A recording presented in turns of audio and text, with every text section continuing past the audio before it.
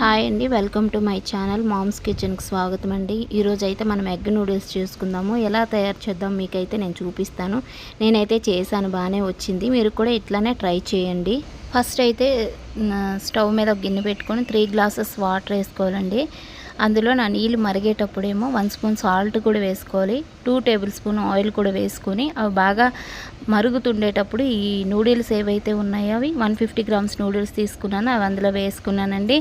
చక్కగా అది మరిగి ఉడుకుతుండేటప్పుడు మనం చెక్ చేసుకోవాలండి, అది ఎంతవరకు హాఫ్ బాయిల్ అవ్వాలి. ఫుల్ అయితే మాత్రం సాఫ్ట్గా అయిపోద్ది కనుక మనం స్పూన్తో చెక్ చేసుకోవాలండి, అది ఎంతవరకు సాఫ్ట్గా వచ్చిందో ఏంటో అని కలుపుతూ ఉండాలి, చెక్ చేస్తూ ఉండాలి. నేనైతే హాఫ్ బాయిల్ అయినప్పుడు స్పూన్తో చెక్ చేసుకున్నాను. చూడండి, నేను చేత్తో పట్టుకున్నట్లు అంతే, అట్లానే ఉండాలండి. అంతకన్నా సాఫ్ట్ అయిపోతే మరి మళ్ళీ ఫ్రై చేసేటప్పుడు మెత్తగా అయిపోతుంటుంది. హాఫ్ బాయిల్ అయింది, నేను దాన్ని అయితే తీసేస్తున్నాను. ఇప్పుడు చూసుకోండి మీరు, నేను తీసేసి వడగట్టుకుంటున్నానండి.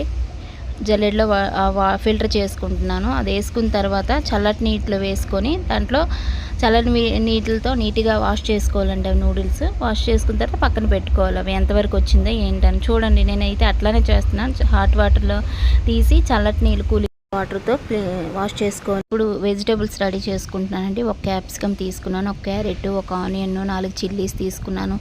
అట్లానే ఒక హాఫ్ క్యాబేజీ చిన్న ముక్క తీసుకున్నానండి. ఇవన్నీ తురుముకున్నాను, స్లైసెస్ లాగా చేసుకొని పక్కన పెట్టుకున్నాను. ఇప్పుడైతే 3 ఎగ్స్ తీసుకున్నాను. సోయా సాస్, చిల్లీ సాస్ అండి తీసుకున్నాను. 3 ఎగ్స్ తీసుకున్నాను, కొంచెం సాల్ట్ కూడా తీసుకున్నానండి. అలాగే టమాటా సాస్ కూడా తీసుకున్నాను. మీరు చూడండి, 3 ఎగ్స్ అయితే ఒక బౌల్లో కట్టుకొని మనం ఈ ఎగ్స్ని చక్కగా బీట్ చేసుకోవాలండి. చేసుకుంటే చాలా బాగా వస్తుంది ఆమ్లెట్ వేసేటప్పుడు. మనము దాని గురించి ఆమ్లెట్ గురించి ఫస్ట్ అయితే ఆమ్లెట్ కాదు, ఎగ్ స్క్రాంబుల్ చేసుకోవాలి. దాన్ని అందులో ఆయిల్ వేసుకొని, నేను ఆల్రెడీగా ఆయిల్ పెట్టుకున్నాను ముందు, అది హీట్ అవుతుంది. ఇది బీట్ అయిన తర్వాత ఆయిల్ అయితే ఏదైతే హీట్ అయిందో మనం అందులో వేసుకోవాలండి. వేసుకున్న తర్వాత కాసేపు అలానే ఉంచుకో. ఏదైతే మనం వేసుకున్నామో ఆమ్లెట్ అండి, అది సిమ్లో పెట్టుకోవాలి, హైలో పెడితే మాడిపోతుందండి. మనం దాన్ని రివర్స్ చేసుకొని పీసెస్లో స్క్రాంబుల్ లాగా చేసుకోవాలండి. మంచిగా మనకి నచ్చితే సాల్ట్ కూడా వేసుకోవచ్చు. నేనైతే వేసుకోవట్లేదు, ఆల్రెడీగా నూడిల్స్లో వేసుకున్నాను, తర్వాత మళ్ళీ వేసుకోవాలి కనుక ఆల్రెడీగా ఎగ్లో చిన్న సాల్ట్ ఉంటుంది కనుక సరిపోద్ది నాకు తెలిసిన మట్టుగా. అదైతే చక్కగా ఫ్రై చేసుకొని తీసుకోవాలండి. అవి స్క్రాంబుల్ లాగా మనకి నచ్చినంత ఫ్రై చేసుకోవాలి.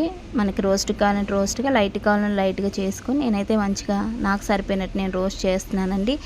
అవి చేసేసి మనం స్పేర్ చేసుకోవాలండి.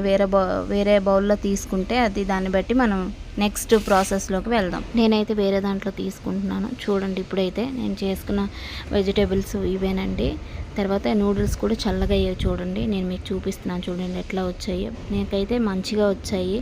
అదే కొద్దిగా డిలే చేస్తే కనుక సాఫ్ట్ అయిపోతాయండి. మనం చెక్ చేసుకొని వేయాలండి. ఇప్పుడైతే బండిలో ఆయిల్ వేసుకుంటున్నానండి. ఆయిల్ వేసుకున్నాక ఆనియన్, గ్రీన్ చిల్లీస్ వేసుకుంటున్నానండి. గ్రీన్ చిల్లీ నేనైతే ఈరోజు ఈ నూడిల్స్లో పచ్చిమిర్చి వేస్తున్నానండి. ఎవరు వేస్తారో ఏరో నాకైతే తెలియదు, నేనైతే వేస్తున్నాను ఇంకో కొంచెం టేస్ట్ బాగా రావాలని.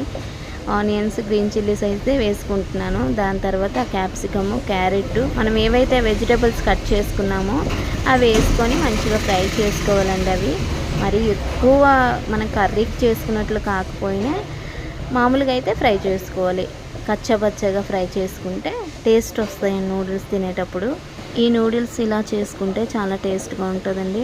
ఎవరు మన పిల్లలు కానీ మనం కానీ తినేటప్పుడు కూడా మనకేం ఇబ్బందిగా ఉండదు. ఇంట్లో చేసుకుంటాం కనుక మనం ఇంట్లో ఉంటున్న ఇంగ్రీడియంట్స్తో చేసుకోవచ్చండి. చాలా టేస్ట్గా కూడా ఉంటుంది. ఫ్రై అవ్వాలండి, చూసుకోండి. ఇప్పుడైతే నేనైతే సాల్ట్ వేసుకుంటున్నాను.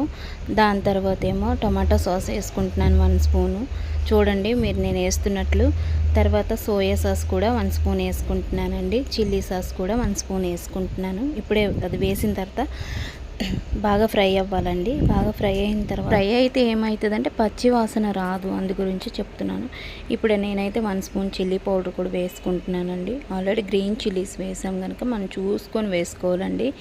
ఇదైతే చాలా కలర్ఫుల్గా వస్తుందని నేను వేస్తున్నాను చిల్లీ పౌడరు. దాన్ని బట్టి మీరు కూడా చెక్ చేసుకుని ఎలా వేస్తారో. నేనైతే ఇట్లా చేస్తున్నాను. నేనైతే ఎందుకు చెప్తున్నానంటే ఇది ఆల్రెడీ ఇవన్నీ వేసాం కనుక మనం పచ్చివాసన రాకుండా కొద్దిసేపు ఫ్రై చేసుకోవాలి ఎక్కువసేపు అని చెప్తున్నానండి. ఎందుకంటే అయిపోయిన తర్వాత మనమైతే ఎగ్ స్క్రాంబుల్ చేసుకొని పెట్టుకున్నాం కదా, అది ఇందులో వేసేసుకోవాలండి ఈ పీసెస్. ఇది వేసిన తర్వాత ఒక 2-3 మినిట్స్ ఫ్రై చేసుకున్న తర్వాత మనం సర్వింగ్ బౌల్లో తీసుకోవచ్చు అండి, తీసుకొని సర్వ్ చేసుకోవచ్చు. మనకి ఎంతో ఇష్టమైనది ఈ నూడిల్స్ మనం రెడీ చేసుకుంటే మనం ఎంజాయ్ చేయొచ్చండి ఇంట్లో చేసుకుంటే.